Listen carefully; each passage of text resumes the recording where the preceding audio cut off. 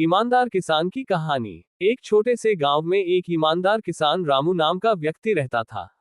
रामू का नाम गांव में सिर्फ उसकी मेहनत और ईमानदारी के लिए ही नहीं, बल्कि उसकी मदद करने की आदत के लिए भी बहुत सम्मान से लिया जाता था। वह एक साधारण सा किसान था, लेकिन उसकी खेती के तरीके अलग थे।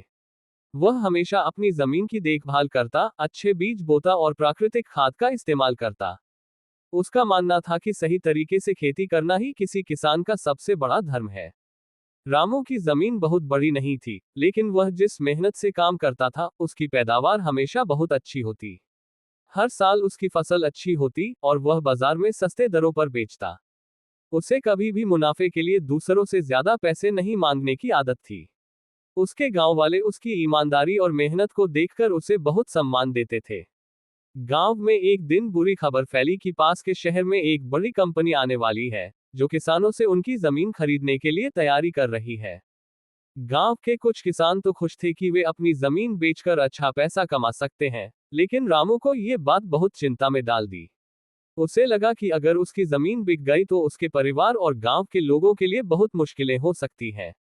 रामू ने एक बैठक बुलाई, जिसमें गांव के सभी किसान आए। उसने सभी को समझाया कि खेती के लिए जमीन का होना बहुत जरूरी है, और यदि वे अपनी जमीन बेच देंगे तो उनकी आने वाली पीढ़ियों को खेती करने के लिए कुछ नहीं मिलेगा। रामू ने उन सभी को ईमानदारी से समझाया कि अगर वे अपनी जमीन बचाए रखेंगे और सही तरीके से खेती करेंगे, तो उनका जीवन आसान हो सकता है। रामू ने कहा, हमारा श्रम ही हमारी पहचान है और हम अपनी जमीन का कभी मोह नहीं छोड़ सकते। उसकी बातों में इतना दम था कि बहुत से किसान उसकी बात मान गए और उन्होंने अपनी जमीन नहीं बेची।